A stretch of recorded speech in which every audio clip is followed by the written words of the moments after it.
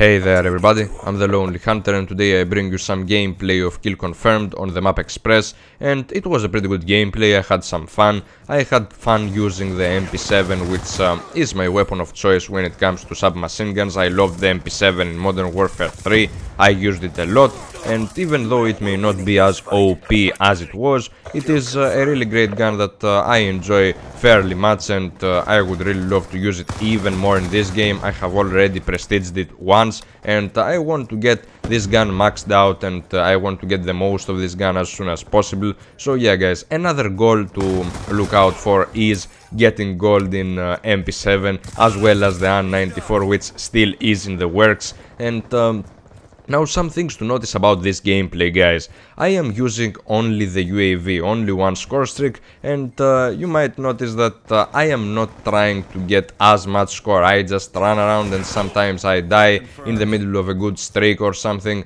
and this is the point of this gameplay. Well, I didn't want to go around with heavy streaks, I didn't want to put some massive streaks because of Kill Confirmed. You are pretty much running around collecting the tags, helping your team out, and trying to win by capturing most of the tags. So you really need something that will keep your radar on, and it will keep it for quite a long time. So just recycling the UAVs is a good technique, since not many people have classes that can counter the UAV, and since not many people have unlocked Ghost yet. And of course, yeah, if you have Prestige, you can unlock Ghost in a permanent unlock, or you can just stay in the first Prestige and use Ghost. But people don't do that. People just unlock other things other than Ghost, or just people stay in the first Prestige but still they don't have Ghost unlocked yet.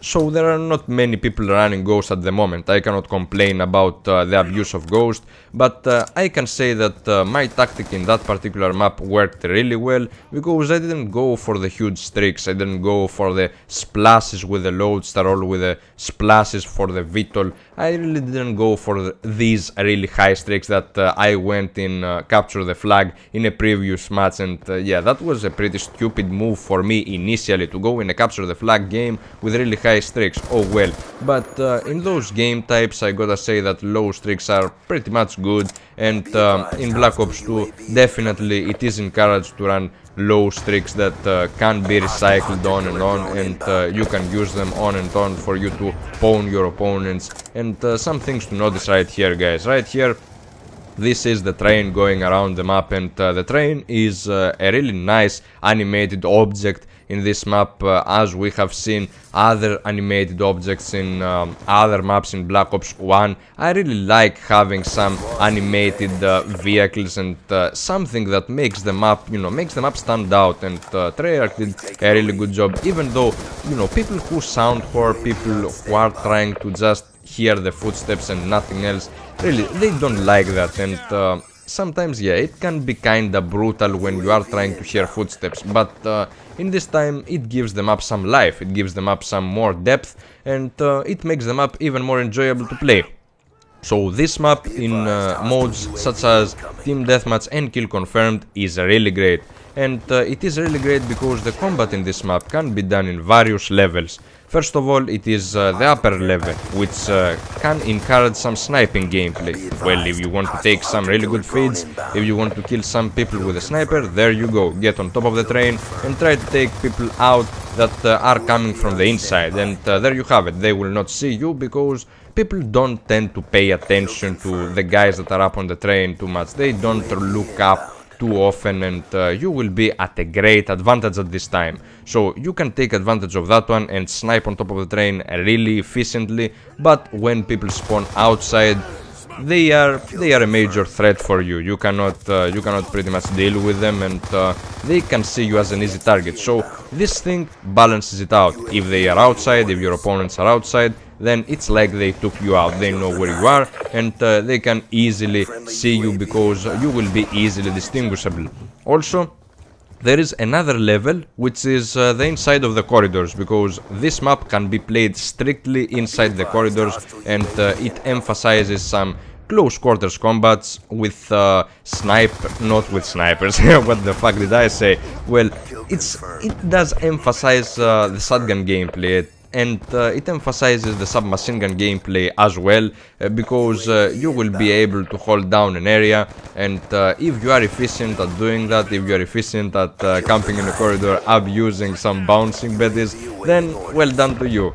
But you know, this thing can be done, and this thing can be really frustrating, but it gives more play styles available in this map. You can play as much as you want, you can play with different classes, and you can experiment really well by trying out shotguns inside and snipers outside. Well, there is also some really good choke point, and this is the one that I just passed. It is the inside the train area, and this thing can be really good for flanking, especially if you want to get some dudes that are camping there, because it is really foolish to camp inside the train and just look through the windows. It is really foolish because the train can be penetratable, and it can be penetratable with a guy that just doesn't have FMJ. So you are out in the open, just like that, staying in one position, trying to get as many kills as possible, and a guy runs by and takes you out really easily, or just a guy gets behind you and knifes you, so you will get backstabbed a lot, you will get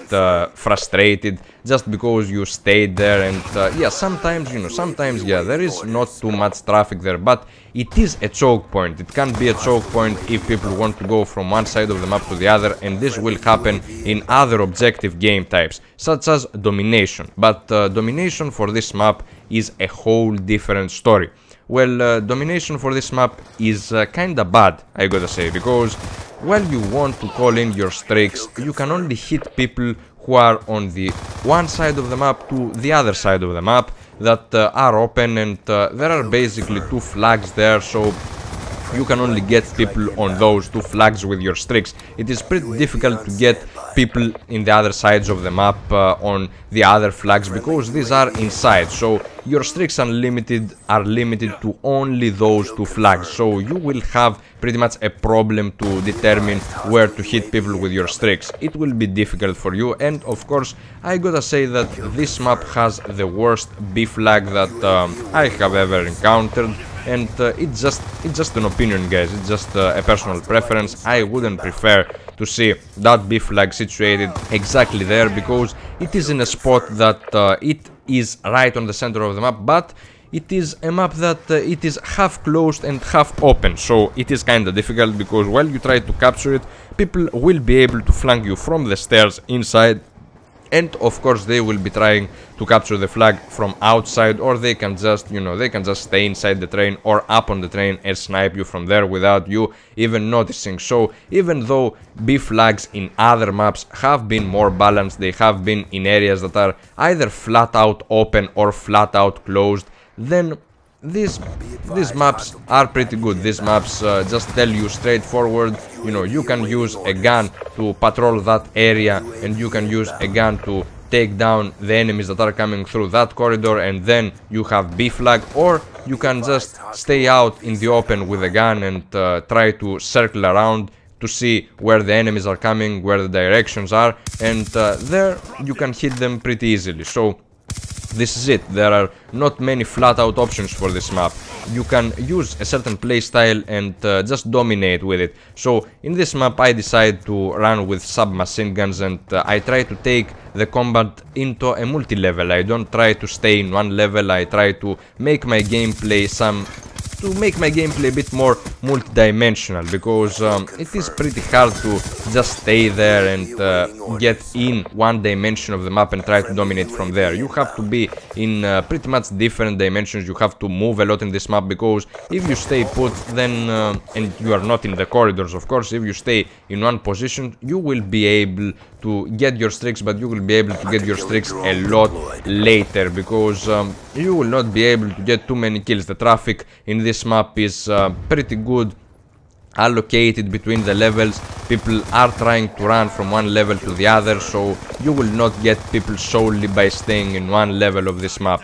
So another thing to note is that you can use shock charges in this map really good, as well as the Guardian, because the Guardian can pretty much boast for some gameplay elements that are pretty much emphasized in the corridors, and this will happen when you are putting a Guardian in front of a corridor. You will slow down everyone who is passing from a corridor, and this will be kinda amazing to see, because when you are putting a Guardian in a corridor, then you will pretty much dominate it. So this is it, guys. The game wraps up right here. I hope you liked it. I am out, guys. Peace!